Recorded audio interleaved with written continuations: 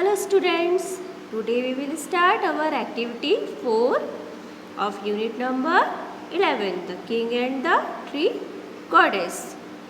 So open the page number 96 and this is the part 2 that I am starting explaining you. Okay, so let's start. After much searching, the king's men found a splendid deodar tree growing not far from the city.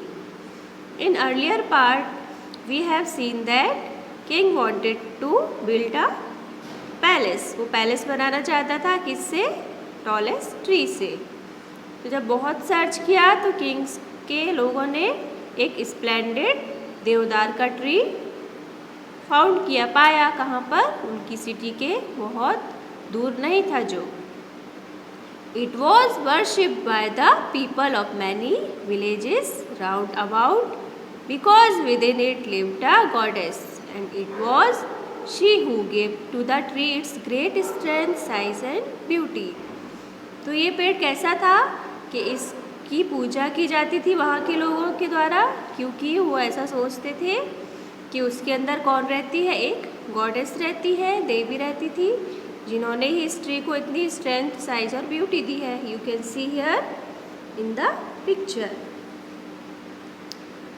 When the Prime Minister and his men decided that the column for the king's palace must be made from this lofty deodar tree, they came with garlands, lamps and music to pay their respects to the goddess inside and to warn her that she must leave her abode. Within 7 days it had to be cut to the ground. तो जो prime minister और सब लोगों ने decide किया कि king का palace इसी के एक कॉलम से बनेगा. तो उन्होंने कैसे वो वहाँ पर आए, उन्होंने सब गार्लैंड्स मतलब हार फूल वो सब लेके आए, म्यूज़िक बजाया. और किस चीज़ के लिए? कि वो जो गॉडेस थी उनको रिस्पेक्ट देने के लिए. और उनको वार्न कर दिया, मतलब नोटिस दे दिया, ऐसा चेतावनी दे दी, अलर्ट कर दिया कि आपको ये जो अपने यहाँ पे अपना घर बना लिया है, एबोर्ड मीन्स होम, तो इसको छोड़ के जाना पड़ेगा 7 डेज़ के अंदर, otherwise we will cut it. Okay. They lit their lamps and placed them in a circle round the tree. और उन्होंने उनको रिस्पेक्ट देने के लिए, अपना ग्रेटिट्यूड शो करने के लिए दिए जलाए. लैम्प मतलब दिए जलाए और सर्कल में वहाँ पर रख दिए ट्री के पास. They hung their garlands upon the branches, और ब्रांचेस पर वो गार्लैंड मतलब मालाएं चढ़ा दी. Then joining hands some danced and others sang. फिर हाथ जोड़कर, जैसे हम अपने भगवान के आगे हाथ जोड़ते हैं, तो वैसे ही कुछ गाना गाने लगे और कुछ खुशी से नाचने लगे. With cruel acts we have come to fell your age-long home. Forgive us, great tree goddess, we dance before your throne.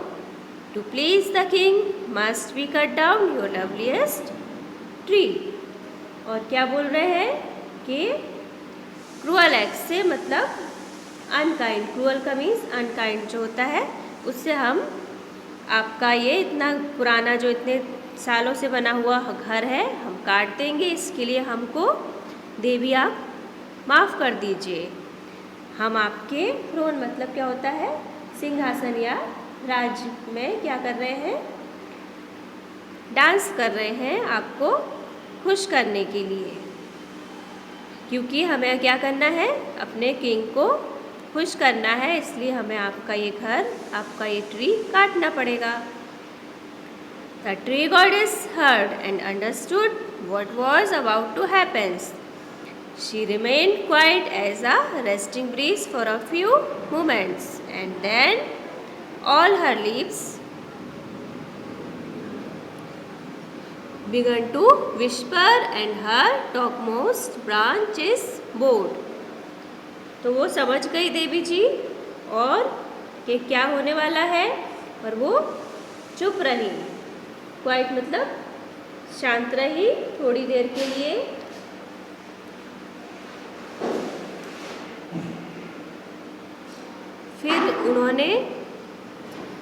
फिर उनके ऐसा लगा जैसे उनकी लीव्स मतलब विस्पर कर रही हो, मतलब धीरे धीरे कुछ कह रही हो अपनी ब्रांचेस से। और वहाँ से फिर उसके बाद the man went away satisfied that she had heard the understood. तो जब शांत रही तो वो वहाँ पर जो लोग थे उन्होंने क्या सोचा कि ये समझ गई है, तो वो सेटिस्फाई होकर वहाँ से चले गए।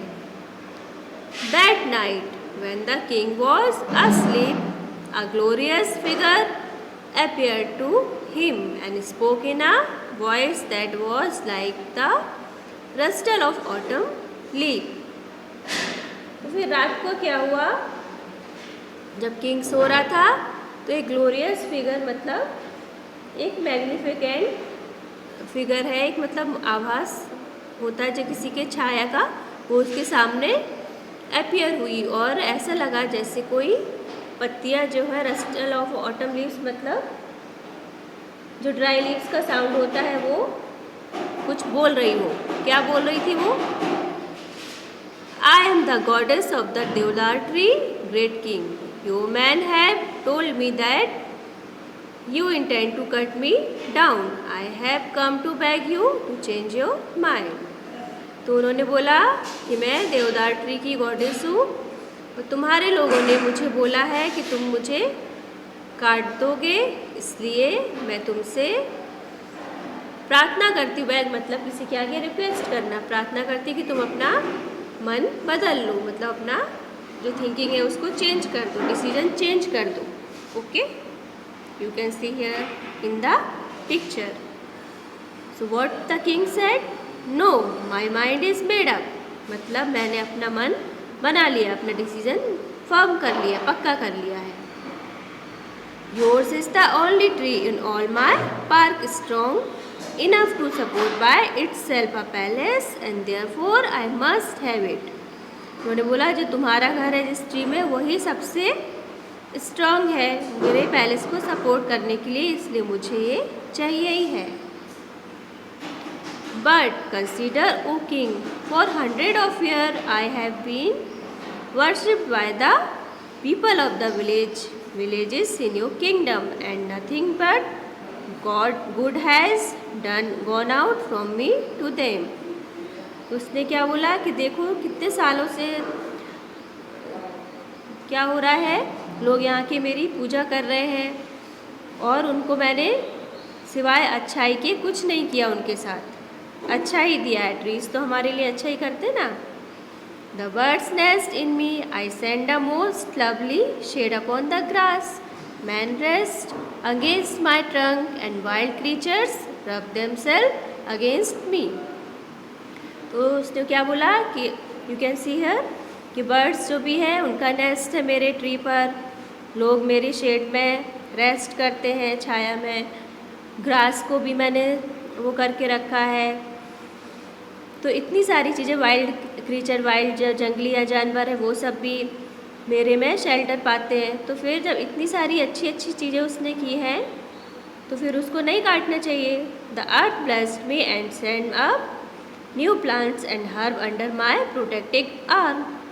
और मेरे शेड्स के नीचे, मतलब मेरे जो ट्री का जो छाया है उसके नीचे नए नए प्लांट्स भी उग के आए हैं और उनकी मैं रक्षा करती हूँ।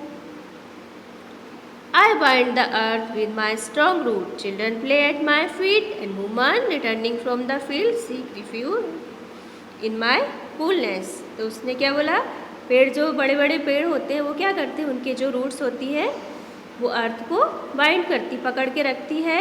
तो जब बारिश होती है तो सॉइल इरोजन नहीं होता, आपने साइंस में पढ़ा है ना।